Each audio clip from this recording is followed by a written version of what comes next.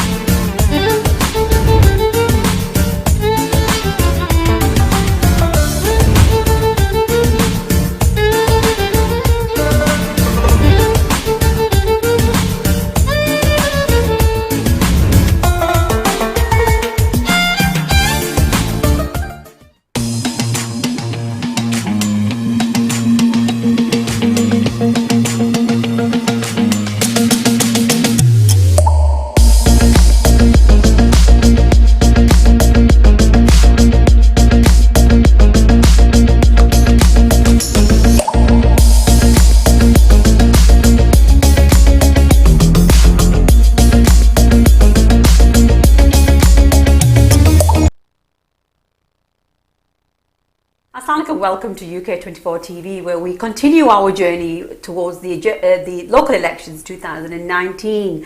And when I say continue our journey, we're coming to the end of the journey, where tonight will be the night where all the official campaigning will finish, and tomorrow we'll be asked from 7 a.m. in the morning to vote for our candidates, our chosen candidates. And for those of you who haven't yet decided, there's an array of experience out there, and the best possible thing that we will say to you on behalf of UK24 TV is look at the candidate. And it is local elections of 2019, not the general elections, which sometimes brings in different factors. And many of the candidates that have come into the studio, whether they be from the Labour, Conservative, the Independent Party, and in fact we've asked everybody, and we've been inundated by candidates and the potential people out there to bring in their local candidate. But of course, as usual, we've also asked them to bring along an experienced politician from their particular ward or from the particular borough that is there to talk about general policies on behalf of that political party. And tonight we continue to do that.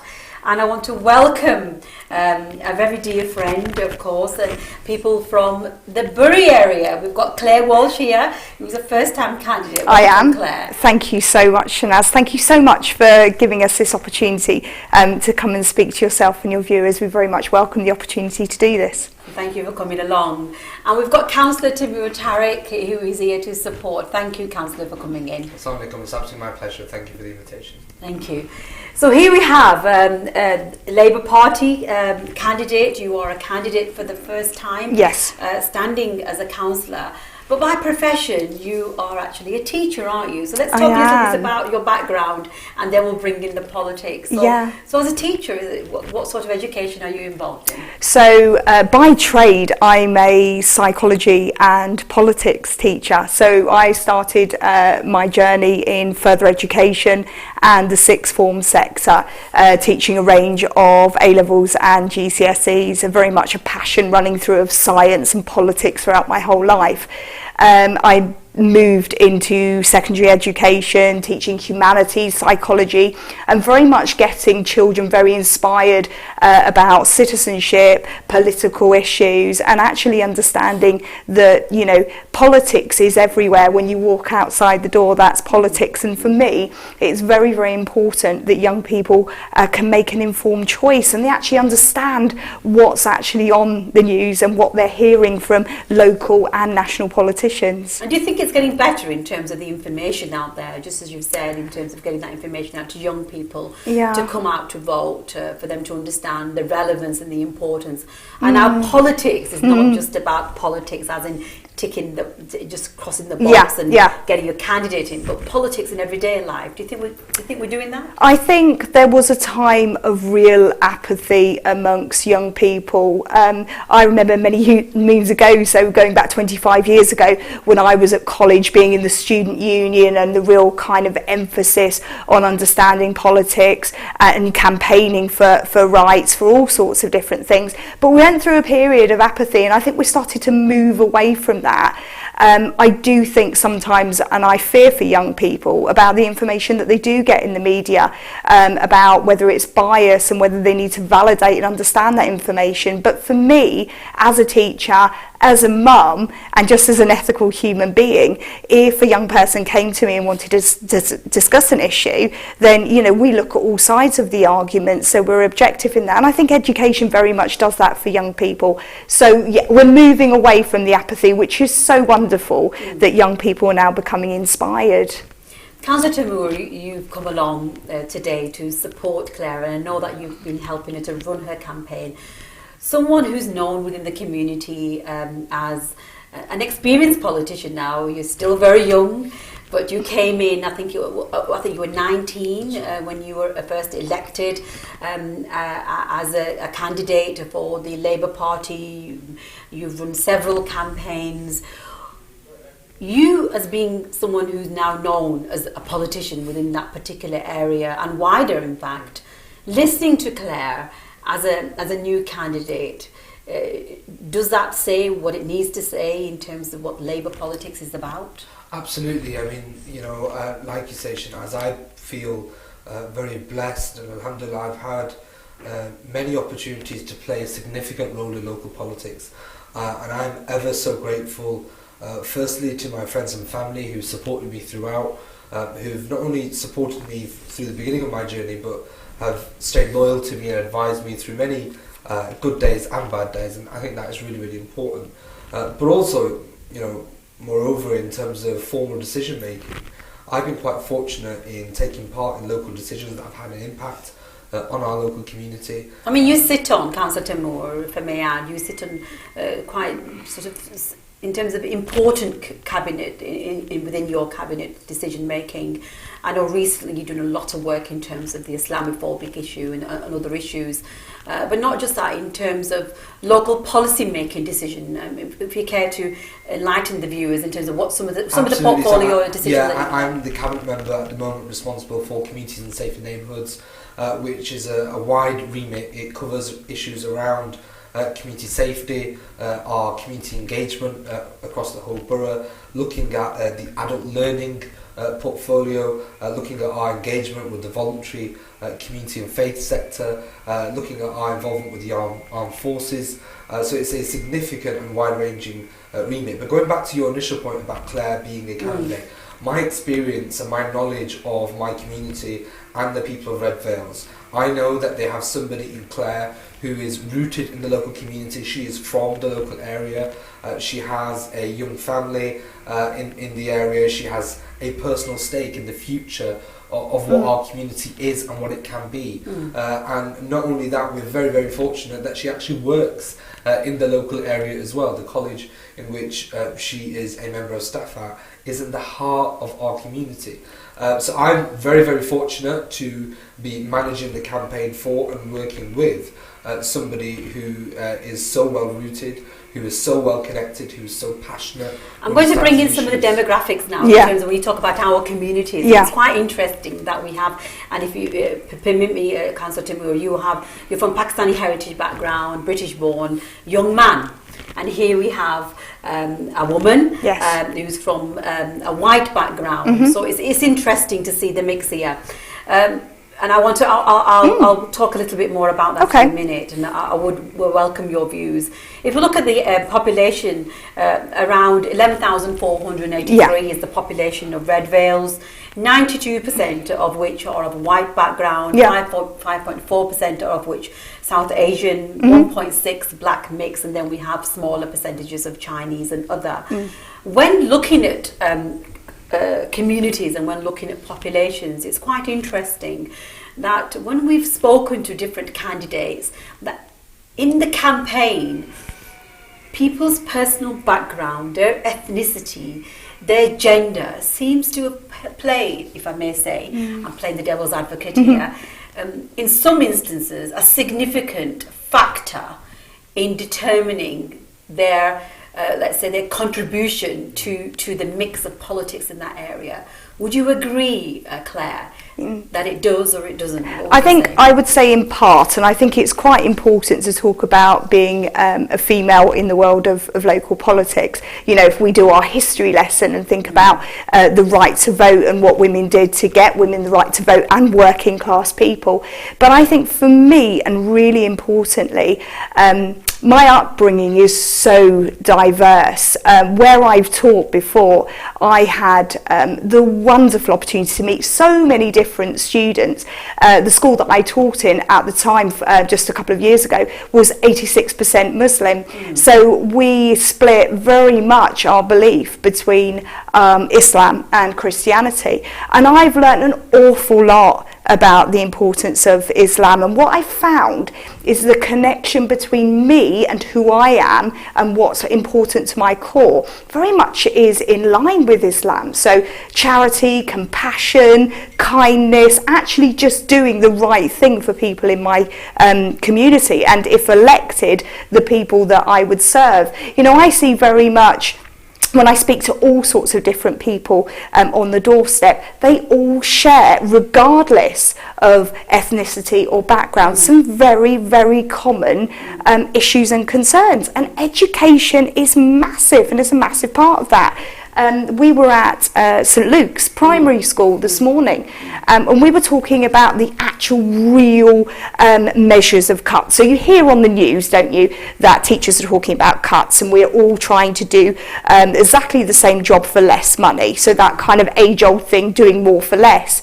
But actually, when I was speaking to parents, they were shocked to realise £494 per pupil loss between 2015 and 2019. Now that's the austerity drive, in terms of how to squeeze local authorities and get them to better manage the budgets that they have.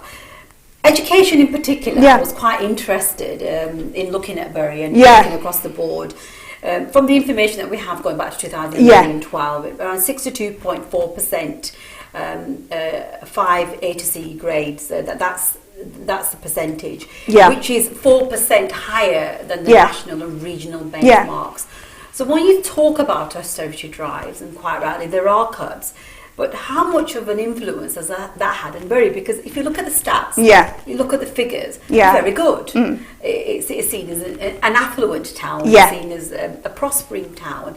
It has a mix, a wonderful mix in terms of country life and town life. You're not very far from Manchester.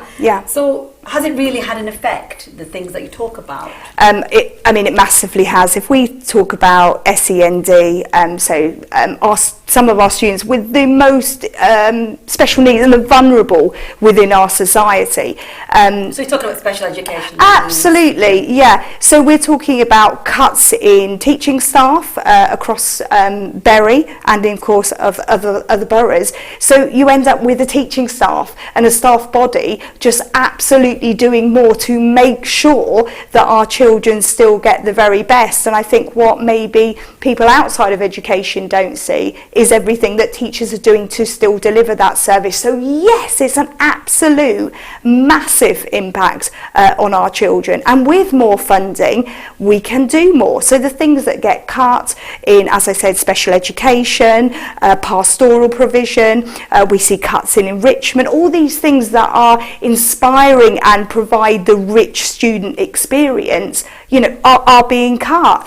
Councillor Tamoor, in terms of austerity drives, one of the arguments that is often made is that in opposition we talk about lots of these things, and it can be said in certain recent times, I've read a number of articles, and I was actually listening to some radio, that fear-mongering and using this kind of narrative is perhaps what always the opposition does.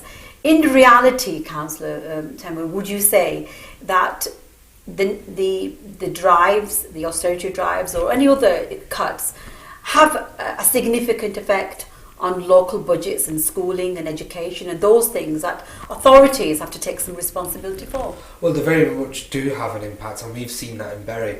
I find it quite ironic, actually, that, you know, just only in this campaign in our own ward of Redvales, you've got the Conservatives, you know, taking the message of lack of services and lack of funding for our local community. Well, I've got news for them.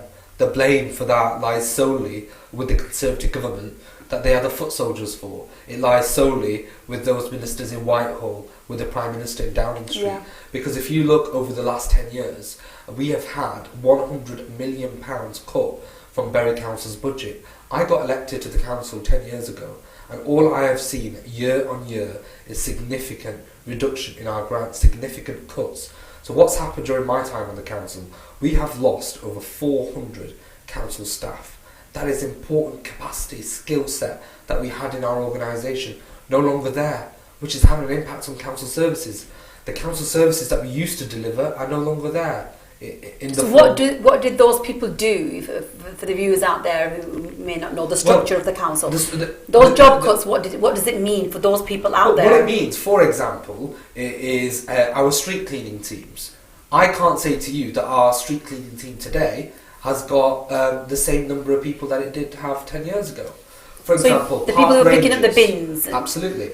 Look at the park rangers. So these are people that we employed to maintain our local parks. We're very proud in Bury that most of our parks, in fact all of our parks, have a green flag status, the only borough in the country to have so. And that's because of the unique decision that we took of employing park rangers in all of our parks. Now, because of austerity, because of the cuts from government, we had to take a decision to remove a significant amount of those park rangers. At the moment, we're only left with one, covering the whole borough.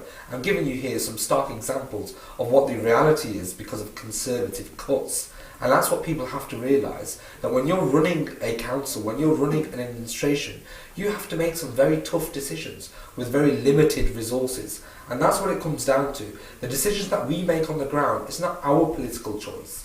It's political necessity.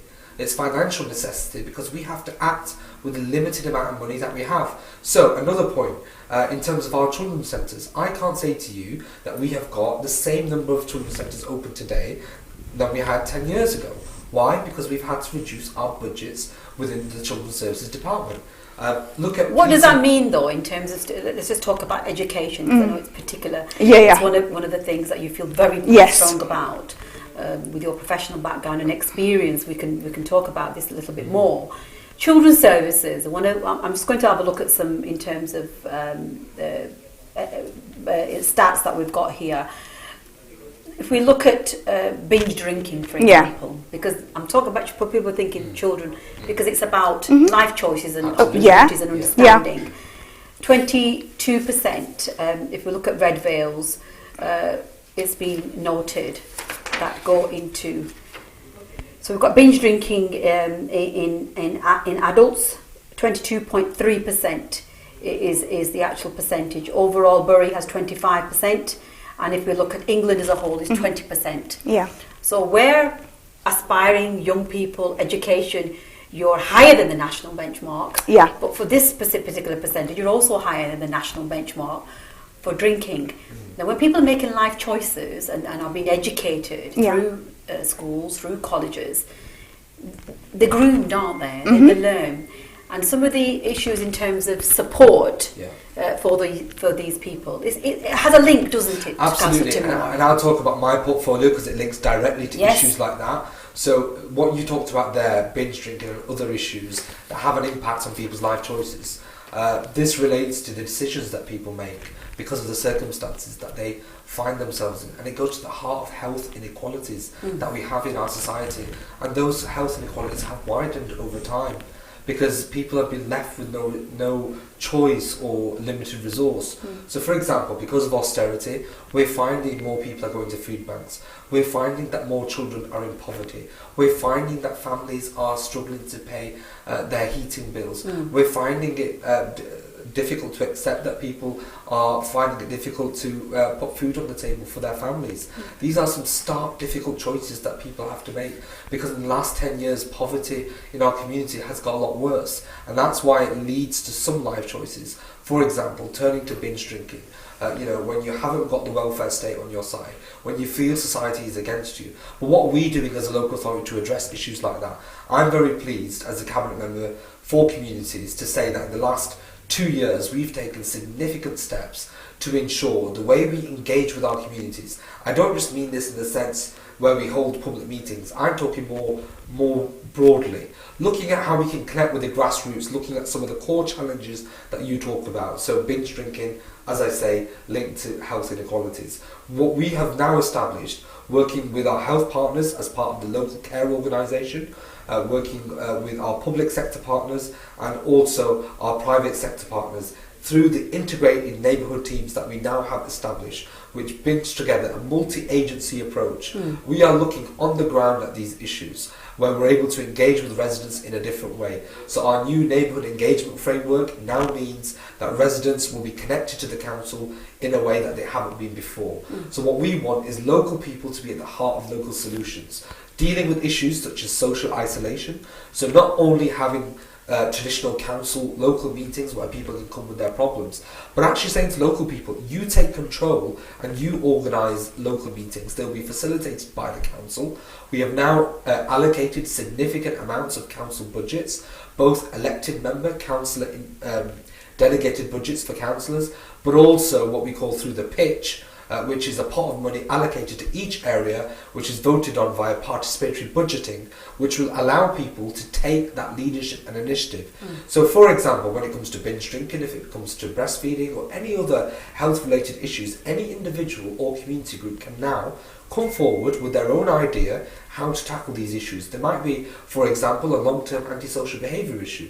A local group may want to tackle it, and they can actually be at the heart of the solution. And that is the direction I fundamentally believe that we need to be going in, and that's the direction the local authority is encouraging, the Greater Manchester Police is also encouraging, and also Children's Services as well. I think that's really important as well if you link to healthy eating, because there is an obesity issue, isn't there? Going to look at Absolutely. The stats there. We've got, in terms of healthy eating, the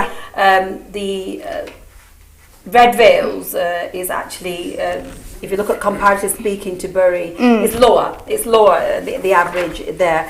Healthy eating for Bury is 26.4%. For Redvales it's 24%, where the national average is 28%. So comparatively speaking, it's lower than national average. I just want to bring in the point about community engagement. It's all very well saying that that the client or the person is at the heart of it, and that a multidisciplinary or multi-institutional approach to bringing communities together, having the voice, having the say, getting people to be. But in reality, if we look at fuel poverty, let's talk about some of the issues that really matter to people. If you look at fuel poverty, the country's average is 10.4%. Bury's average is 10.1%, so slightly lower, but Redvale slightly higher, 11.1%. A 1% difference is a difference.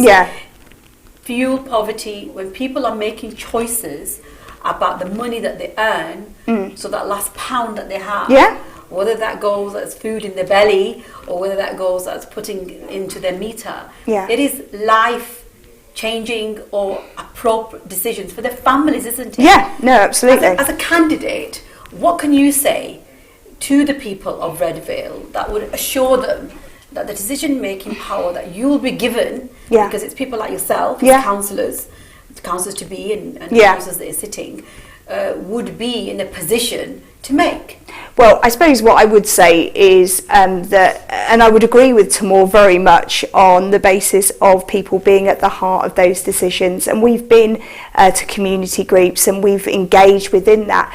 But I was saying to you about healthy eating and about well-being as well. I mean, these things are really, really important to me. And yes, you are absolutely right. With things like universal credit, people are making some terrible, awful choices that they have to make.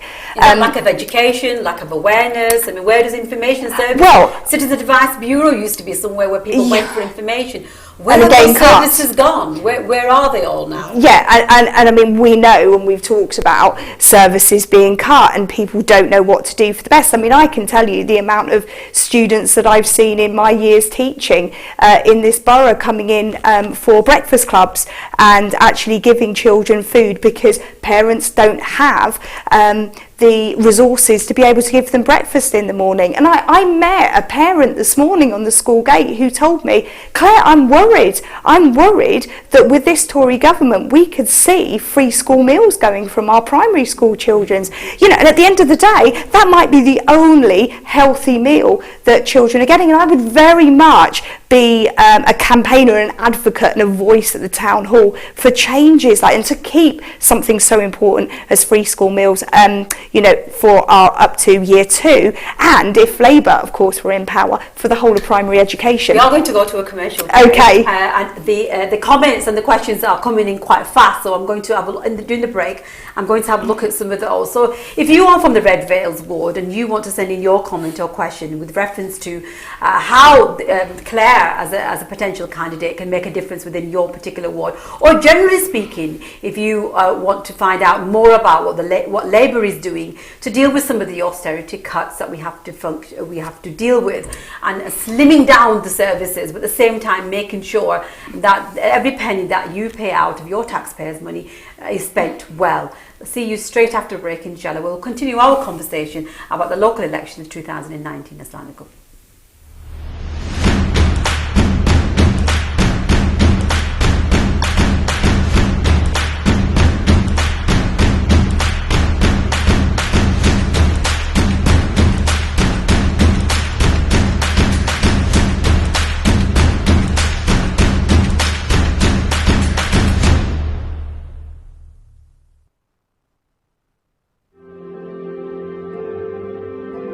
The Eastern Pavilion Banqueting Hall, comprising 2 beautifully decorated modern guest suites with seating capacity for up to 1,100 guests.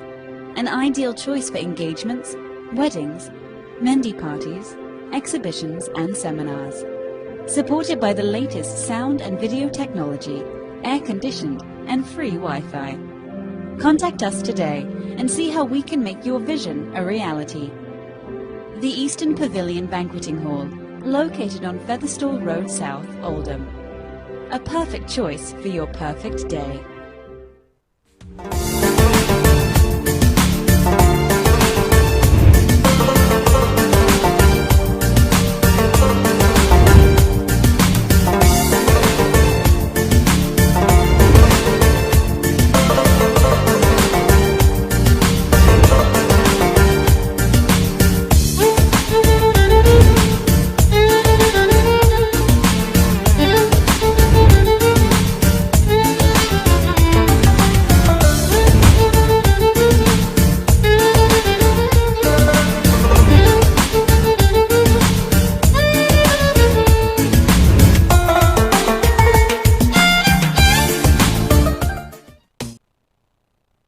Assalamualaikum and welcome back to UK24 TV, where I've been in the break having a look at some of the comments and the questions that you've been throwing in, and you've obviously bins is something which is very good in terms of people want to know about what's happening. One of the things that's been coming out, and we heard from the other candidates just a few days ago, was that bins there's a 4-week cycle. Is that correct? General waste. Right. Is there now a 4-week cycle? Once a month they're going to come and pick up my bins? Because if that was me, I'd be really annoyed. Right. So my bins get filled up very quickly. I can categorically say that is incorrect. Okay. It is not going to increase to a 4-weekly cycle. And I think recycling is so important. You know, if we're going to look at issues, and perhaps for another programme, Shanaz, about climate change, is massively important. But I can categorically assure viewers. So at the moment, what's the cycle? Because I mean, different boroughs have different ways. General waste is on a 3-weekly cycle, and it's not going to increase to 4 weeks.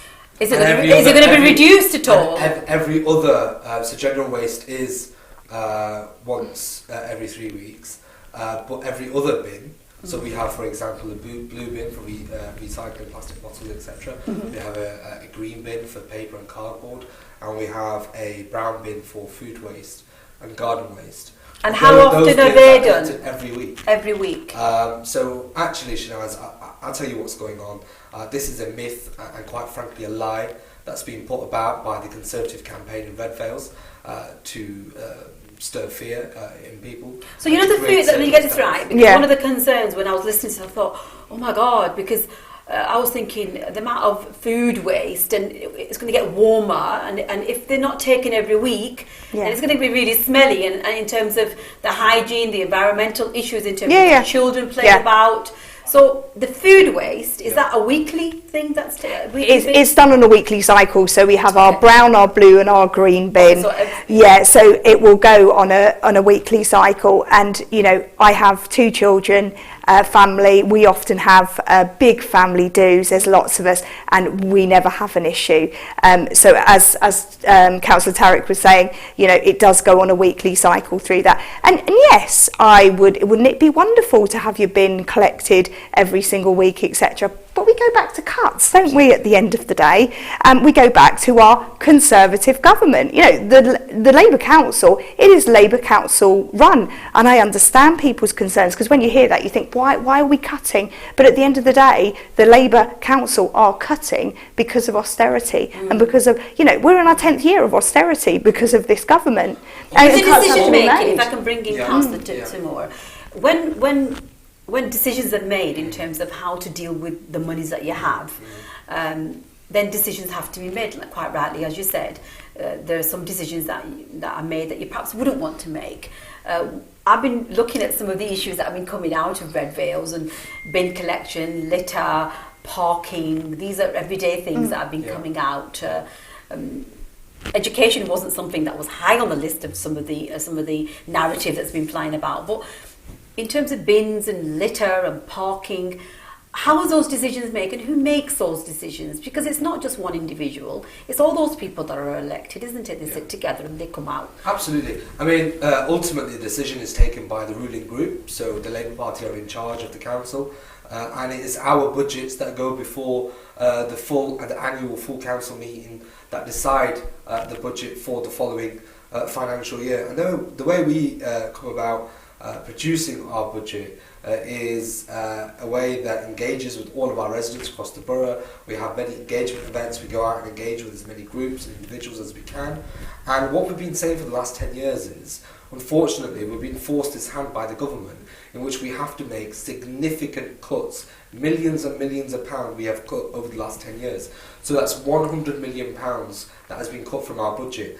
And I would just say to somebody, think about your own household, right? All of our households are run on a budget. We all have an amount that we receive in and we spend running that household. Well, imagine if after every year the amount that you have to spend on your house was reduced. That would mean you have to make some very, very difficult decisions. And that's what we have done. And actually what you find, we've had this new recycling regime in for the last 3 years. And what you found is confidence within the Labour Party, a renewed mandate each time we go to the electorate, and we have very strong numbers in terms of running the council.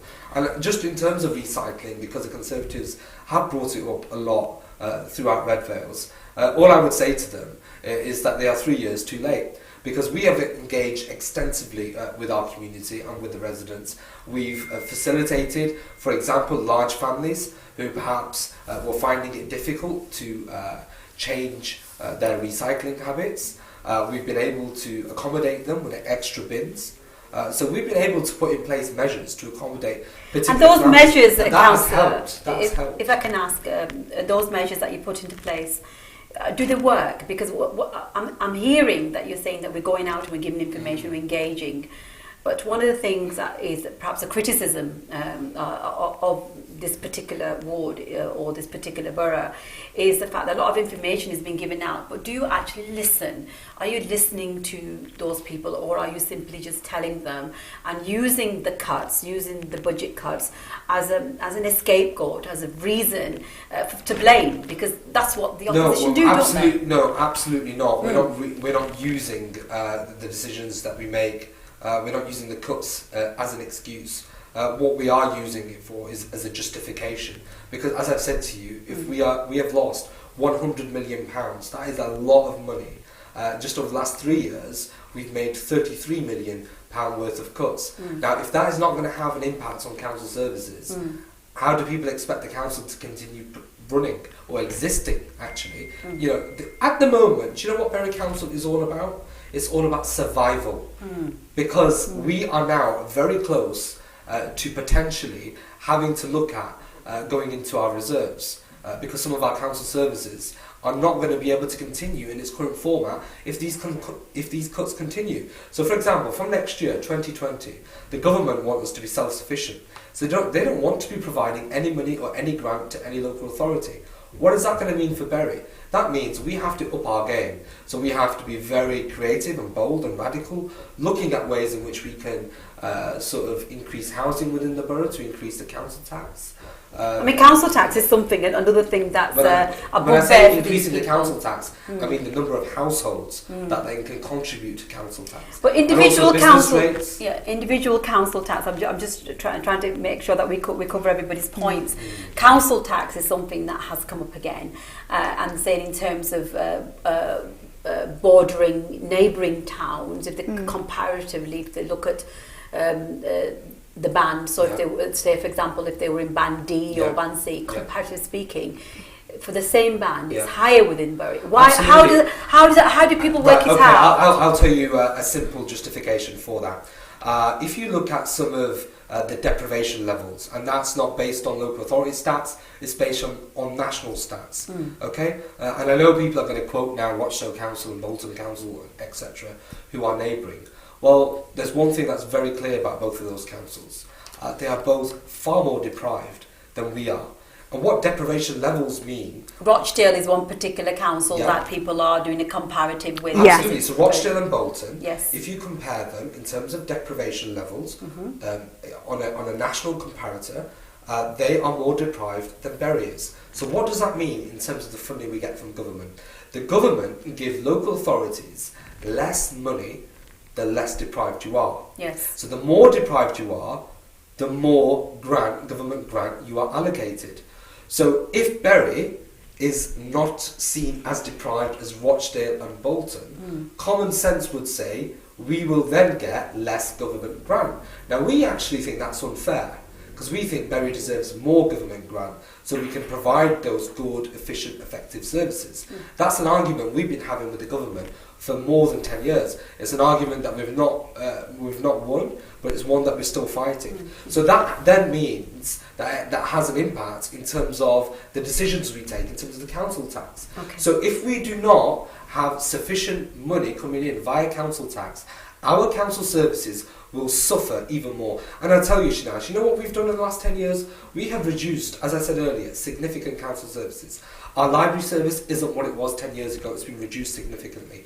Our children's centres are what they were 10 years ago, they've been reduced significantly. Our children's social care team isn't what it was 10 years ago, it's been reduced significantly. Our early help team isn't what it was 10 years ago, it has been reduced significantly. So Councillor, we are going to go to a break. Because austerity has consequences, and we, as I say, this is about survival. We are continuing to provide council services at very, very difficult times. And as I say, the electorate have faith and they believe that the Labour Party has a very good record, because even with £100 million cut out of our budget, we are still providing a relatively good service to our borough. As you can see, when politicians are on a roll, it's very hard even for people like me to stop. And I didn't want to stop Councillor Tamoor in his tracks. We are going to go to another commercial break. I'm going to go back into have a look at some of the comments. Many of the comments are talking about the cuts. They're talking about what this particular candidate, and we're going to come back to you, Clare, in this particular segment, in terms of what our candidates, potential candidates, those candidates that are being re-elected or being actually going for election for the first time, what they will bring into the mix, how they will look at the services, the austerity drives, and decision makings that they will be facing for you, the voters out there. So I will see you straight after the break, inshallah. Assalamu alaikum. The Eastern Pavilion Banqueting Hall, comprising 2 beautifully decorated modern guest suites with seating capacity for up to 1,100 guests, an ideal choice for engagements, weddings, Mendi parties, exhibitions and seminars. supported by the latest sound and video technology, air-conditioned and free Wi-Fi. Contact us today and see how we can make your vision a reality. The Eastern Pavilion Banqueting Hall, located on Featherstall Road South, Oldham. A perfect choice for your perfect day.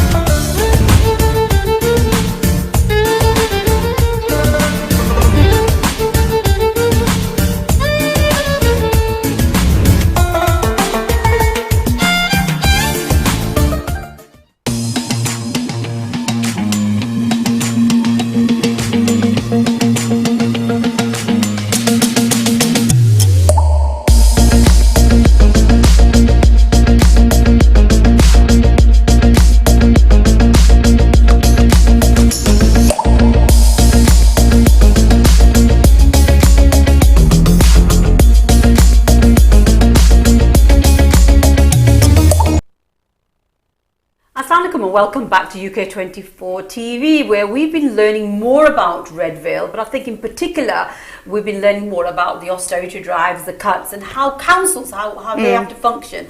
I'm going to focus upon your actual campaign now, Clare.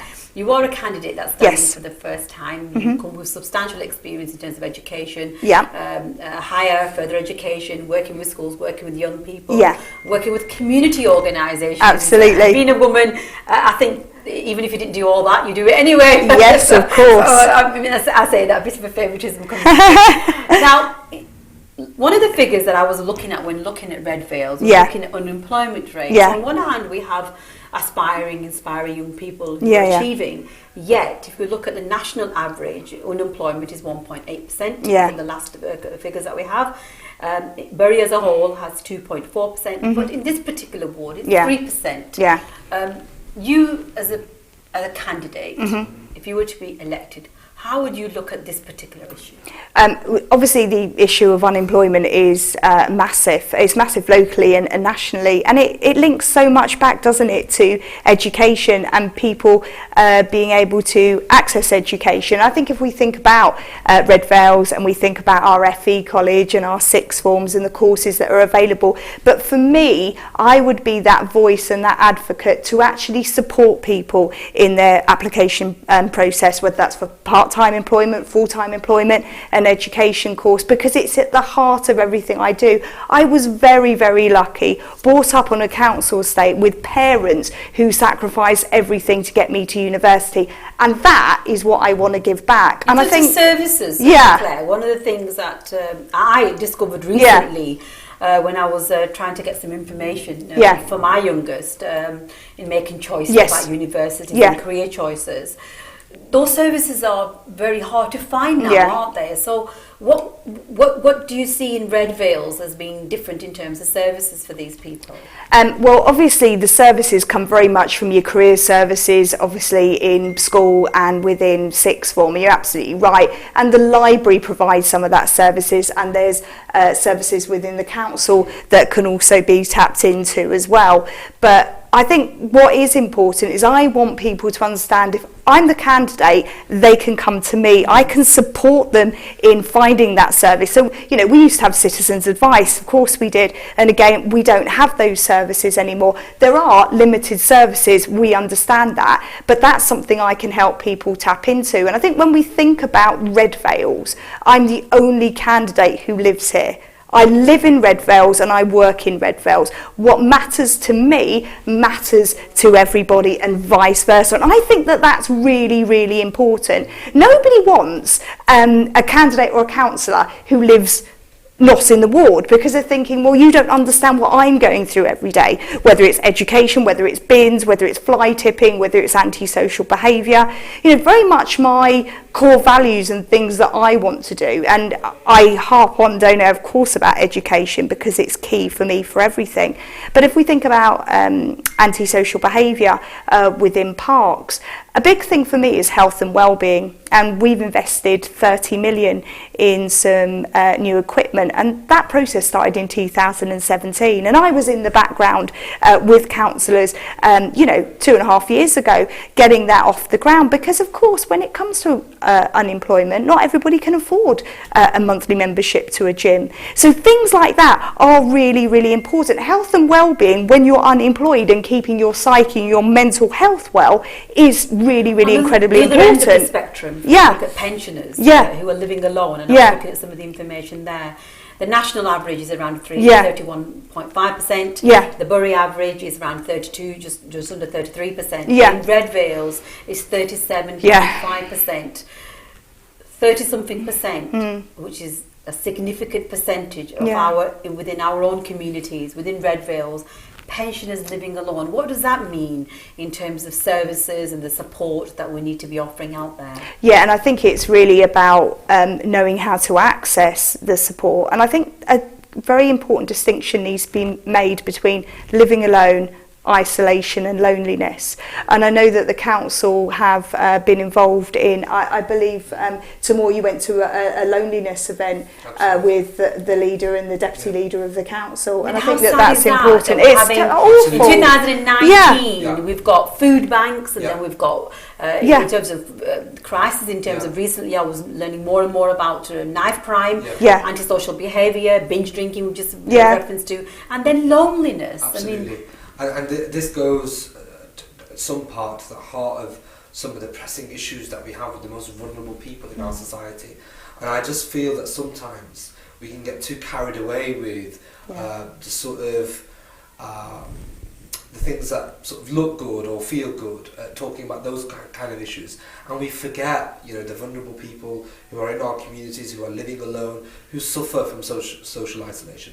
So I'm really pleased that as a local authority, we've played a very interventionist approach in terms of taking leadership on this issue, and I want to pay particular tribute to our deputy leader of the council, Councillor Andrea Simpson, who's also the cabinet member for health and wellbeing, who's really passionate about this area and has led on it so well, in that now that the council is very much driving this agenda forward, seeing how we can work with colleagues in the CCG and the wider health partners, with our community groups, with our residents groups, with Greater Manchester Police, to see how we can have a joint approach to dealing with some of the issues around social isolation. And it's really, really fundamental, because I've met some of these people, and they were at an event which the council facilitated around social isolation. As a seminar for the wider community, and actually really brought it home to you the impacts that it can have on any one individual, but then also on their family, and then their wider circle of friends and family as well, and then also the wider community, the impact it has on our health service, the cost that it may have to our local authority as well, and also it has an impact on the person's lifestyle as well, and their mental health and well-being. So I think it's really, really important that as individuals, whether we are community leaders, whether we work in the public sector, whether we work in the voluntary sector, we take that initiative, we take that leadership role of ensuring that we do all we can to deal with the stark challenge that is social isolation. It is living in our community. I was going to say, as a candidate, if you look at all these issues, there's a multitude of issues, and if we had a magic wand, I'm sure all of us would use it and would make the world a better place. But the reality is, as a councillor, you would have limited resources, limited time, and you will have to prioritise. So if you were to be elected on the 2nd of May, which is only tomorrow. Indeed. It's actually tomorrow. I don't know about you, but I'm getting pretty what would be your top priorities? What would you say if it was number 1, number 2, number 3? What would be the number 1 thing that you would work on straight away? Straight away, and it's exactly the same in my professional career as a teacher. I ask the students what they want. I will go to residents, to community groups. I want to pay tribute to the Springs Community Group for the wonderful work that they're doing, cleaning up the area. We've got the Goshen Group also doing cleaning up of areas, holding meetings, bringing people together, which links very much to the issues of isolation, etc. But I want people to realise that my address is published. You know, people can phone me, they can come to me. I will do everything within my power to help. And if that is quite simply having a tea or a coffee with somebody and helping them to access one of these groups, I can do that. If it's help with accessing how to complete benefit forms, how to make an application for a college or a school, I don't have a magic wand. Shanaz, I wish I did at the end of the day, but what I think is really important is I think that Redvales residents deserve someone genuine. They deserve someone with kindness, somebody with charity, and something that I install in my own girls and my own family. I come from a very, very big family. We spoke earlier in the break that almost half Islamic and half Irish. Family is at the core of everything I do, and I know I'm very, very lucky to have that, and other people don't have it. But for me, it's about accessing information and it's about opportunity. So if you want to come and talk to me about fly tipping, I'll be round there, I'll take photos and I'll get it reported. I am quite relentless when I do things and I don't let things go. I think my family and friends will tell you that when I get the bit between my teeth, I will do something. So you're not going to get a councillor in me who is there simply for any kind of glory or title. I'll work for people. Candidates, so whether they are going for a re-election or candidates for the first time, have said and will say, and of course you expect them to say, that they will be available 24/7. Yeah. But the reality is that we're not available 24/7. No. And you have a busy life, you have a family, you also have a job. I mean, and some people, it's a second job. It's not their primary job. Yeah. How will you, somebody who's got such a busy life, family, commitments, and just as we all have, be a councillor as well? How are you going to juggle it? So it's really interesting, like a second job. I think you decide to do this not as a second job, as a lifestyle choice. This is ingrained in my family and the way that we are. My children have been campaigning, talking about issues. We talked about politicising and how political young people are. I have a 7-year-old and an 11-year-old who are political already and know that mummy goes off to support somebody because it's the right thing to do, because they've got a mummy there who's able to give them access to opportunity and different things, and mummy can go off and support other people, and they see that as something, as a woman, and very much as a role model. And I think that's important. Yes, I can't be there 24/7, but you know, by grace of God, I will be there as soon as I finish work and when I'm able to. And I think as long as you're always open and transparent about when you can get something done and give people proper time frames, then, you know, I think that that's important. And, you know, we're jugglers. You know, hey-ho, in this modern world of working mum, I am a juggler, and I think I will continue to do so, definitely. During the campaign, there have been lots of issues that have come out. I know we touched a little bit on faith, and I'm going to ask the question that I've asked all candidates. And one of the issues that has come out is that in terms of ethnicity and gender and working with different communities, the issue of Islamophobia has come out, and what work has been going on. And I know that Councillor Tamoor, we've gone to meetings together looking at that. How relevant do you believe that it's within this particular ward in looking at issues like Islamophobia, in looking at issues around gender inequalities, in looking at issues that look at communities and different campaigns? How relevant do they become? And I say relevant because 92% of this particular community is of a white background. It doesn't say what their faith are. I'm using the word white as an ethnicity. It makes no relevance to their faith background. Of course, white people can be Muslim, Jewish, they can be of any faith. And that same goes for Pakistani. I know Pakistani Christians as well. So I want to bring that into the mix as well, because there seems to be a very stereotypical view of what a Muslim person looks like. How relevant is it when supporting a candidate or working with a candidate? Because unfortunately, some of the narrative that I have seen out there doesn't fall... I'll say it doesn't fall well with me, because I've seen it has got to a level where people's ethnicity, gender and faith have been questioned, haven't they? Absolutely. Look, Shanaz, I would say to you, given that I've served now 10 years, alhamdulillah, as a public servant, that, you know, whether your religion, your ethnicity, the heritage that you have is so important to any individual. And I think we should be very proud of that. and we should champion that at every opportunity that we get. And I also think it's equally important to call out any form of hatred, intolerance and prejudice that is prevalent in our society today. And I'll tell you something, as a person politically responsible for community cohesion, for the way we engage with our communities, for hate crime, I've never known, and our community has never known, a more divided time where we have a them and us attitude. That is not helpful, and that is not the kind of politics that we champion in the Labour Party. Locally, I can tell you quite proudly that we have always tried to have a broad base of support. We don't go out to label ourselves as champions of one particular community. We, in fact, have brought together all our communities in Redvales, and that's the way that it should be. And you'll see that through all the work that we've done in the Redvales ward. I can tell you about the floods, for example. In 2015, I will never forget that experience where I was there within the first half an hour. I saw people being evacuated. I saw the horrible side of Mother Nature, but I saw the absolutely exceptional humanitarian side of so many of our residents, whether they were belonging to the Muslim faith or those who were from other parts of society. And that is a true reflection of a cohesive community that we have in Bury. But in terms of the challenges of Islamophobia, I do feel that it is real and fast moving, and something that our community needs to speak out about more. I have attended many demonstrations. I was at Media City a couple of weeks ago speaking out against Tommy Robinson. He was speaking on one end of Media City, I was speaking out against him at another end. That was fundamentally about challenging Islamophobia. I have challenged Islamophobia within Bury Town Hall because I feel, as an individual, as a proud British-born Muslim, I have been treated differently from members of the opposition than I feel my other colleagues have been treated differently. And my perception, and it is my perception, and the legislation around hate incidents and hate crime allows me to make that perception, that it is based on my race and religion.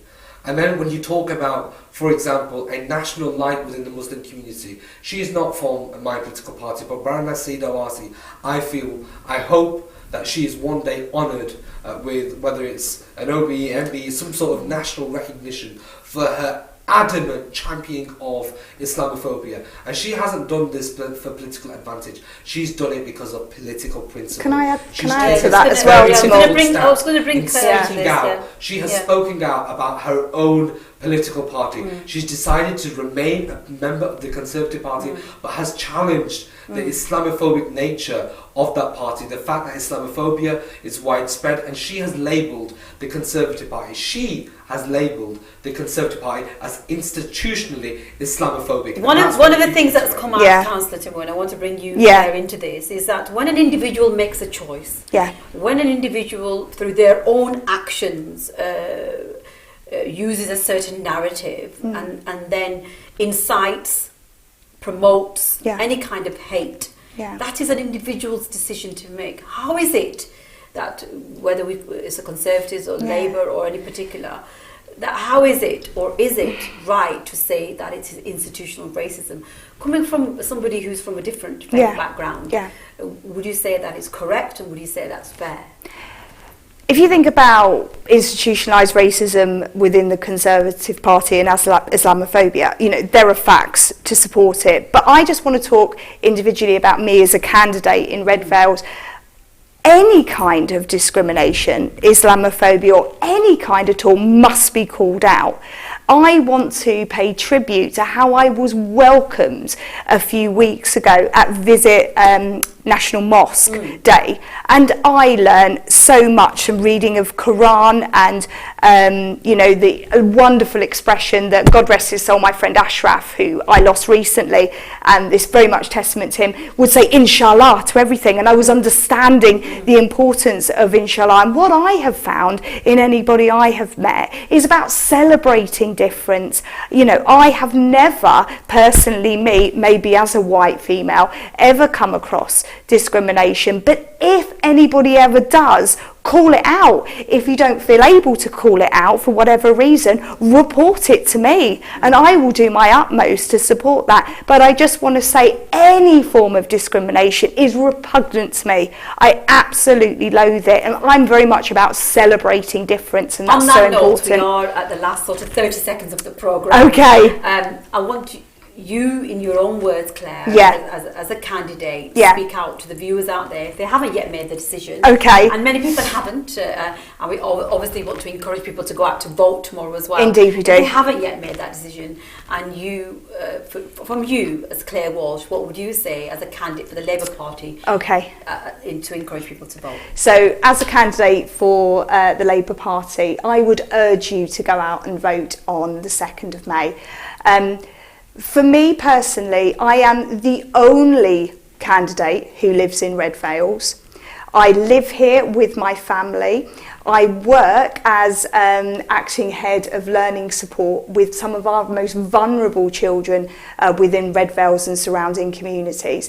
And I think what's really important is I would be that voice for you at the town hall, whether that voice is on fly tipping, bins, whether it's anything to do with antisocial behaviour or education. I listen, and I've learnt that skill very much as a parent and a teacher, and it's important to listen.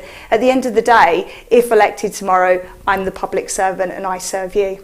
So I thank both of you. Thank you, Councillor Tamoor, for coming in and support. And thank you give us very much. Information and clarification on many issues that have been coming over the weeks. We're wishing, that on behalf of UK24 TV, the best of luck to all the candidates out there. Of course, yes. And we hope that people do come out and vote. So thank you very much. Indeed, thank you, in. Shanaz. So here we are, the end of another programme. We've listened to lots of information here, and I think one of the things that's come out is that there are lots of speculations out there. There's lots of information out there that need clarification. We aren't able to clarify everything here. I have looked at all the comments.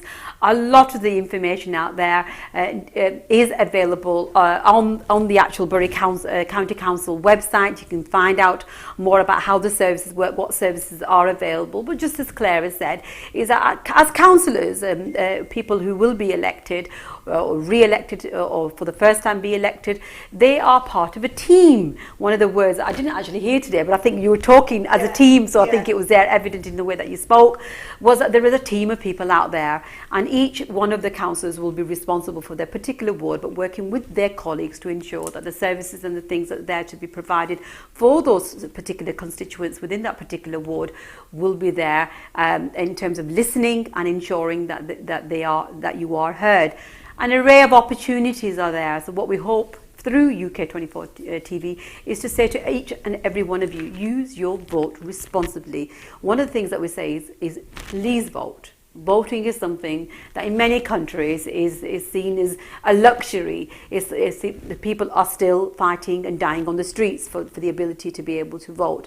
And in particular, the sisters out there, the women out there, the young people out there, this is going to make a real difference in your lives. And for those of you that have extended families, in terms of the information that we read out, the information that we shared, in terms of our most vulnerable people in our society, our young people, and of course our elderly, your vote will count. Every vote will be counted. In fact, the counting will start tomorrow evening. And what I hope to be able to do today, straight after this show, I'm actually going to go to Blackburn. And in Blackburn, what we hope to be able to do is to find out your public opinion. So if those of you who are free a little bit later on, pop along to Blackburn, where we will be out there. The UK24 team will be live on the street trying to find out what the public opinion is about these local elections in 2019. And inshallah, as always, I say to you at the end of every program that I do, please look after yourself, because in looking after yourself, we look after each other. Inshallah, I shall be back on UK24 TV very soon, where I will be sharing some of our views and finding out what the things that matter to you. Assalamu alaikum.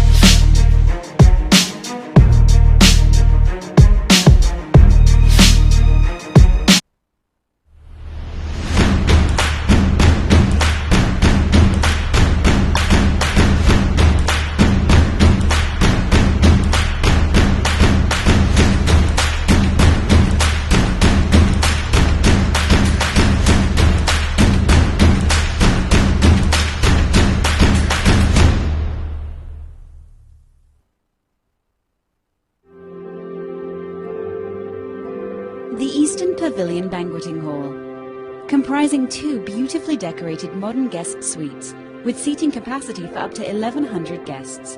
An ideal choice for engagements, weddings, Mendi parties, exhibitions and seminars. Supported by the latest sound and video technology, air-conditioned and free Wi-Fi. Contact us today and see how we can make your vision a reality. The Eastern Pavilion Banqueting Hall, located on Featherstall Road South, Oldham. A perfect choice for your perfect day.